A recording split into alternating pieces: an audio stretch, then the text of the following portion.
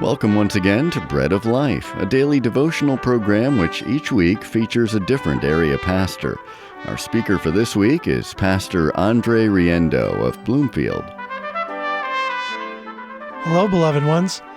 I've so enjoyed being with you this week and talking about the unity of the body of Christ and how it is the key to experiencing foretastes of the kingdom of heaven here and now on earth.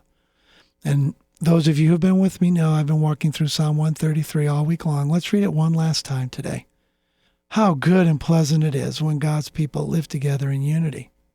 It's like precious oil poured on the head, running down in the beard, running down on Aaron's beard, down on the collar of his robe.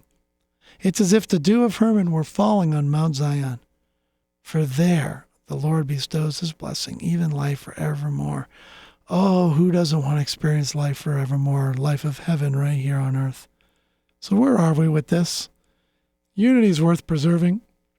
I think I've made that point pretty well all week long looking through this psalm. So now today it's really a question of true worship. True worship is walking in obedience and not just talking about it. Don't just talk about unity. The question I want to have for you this morning is, are you contributing to unity in your family, in your local church, in your city? In regards to Hartford, our church has a huge commitment to regional ministry and to putting kingdom interests above our own. We have a saying at our church, kingdom first, Wintonbury second.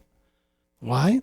Because we're after God's blessing, and we understand that God's blessing comes from the unity of his people, like in Psalm 133. So let me challenge you. How are you contributing to unity in your region? Now, for those of you like me who live in the greater Hartford area, you can do that through outreaches like Urban Alliance and Revitalize, Hartford City Mission, the Hartford Project, South Park Inn, and many other regional partnerships that are happening in the gospel. So I wonder, how about you? Are you serving at all with the people of God in your region? Because we really are one church in each region where we live. Now, going from a regional level to more of a localized level. Secondly, where are you with unity in your church? You know, unity is worth preserving because that's where God's blessing comes from. Where there is no unity, there is no blessing. Now, I know what, again, at our church, just to use us as an example, we've maintained unity by God's grace over the decades by one simple rule that our senior pastor of 40 years used to say to us all the time. He used to say, there are no passing of bad reports at Wintonbury. What did he mean by that? Well, he said, if you hear something damaging or judgmental about another person, stop that person and say, I'm not sure I should be hearing this. You need to go talk to that person directly. Gossiping and poor talk will kill a church, cut off the flow of God's blessing, cut off the flow of life, cut off the flow of revival. It is of the devil. My own rule of thumb is that I should never say something about someone if I wouldn't say with that person right there.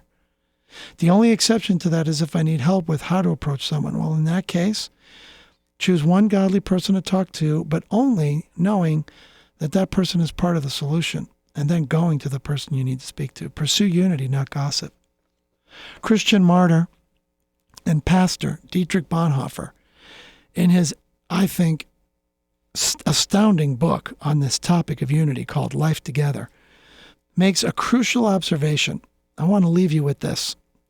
Christian brotherhood is not an ideal which must be realized. It is rather a reality created by God in Christ in which we may participate. Let me read that again. Christian brotherhood is not an ideal which we must realize or create. It is rather a reality created by God in Christ in which we may participate. The beginning point of experiencing unity is recognizing that brotherhood and sisterhood in Christ is a gift from above. And that's the truth. Ask God to help you see that brother or sister that you disagree with maybe theologically or struggle with personally.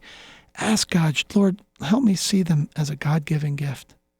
Behold how good and pleasant it is when God's people live together in unity, for there the Lord commands his blessing, even life forevermore. Amen.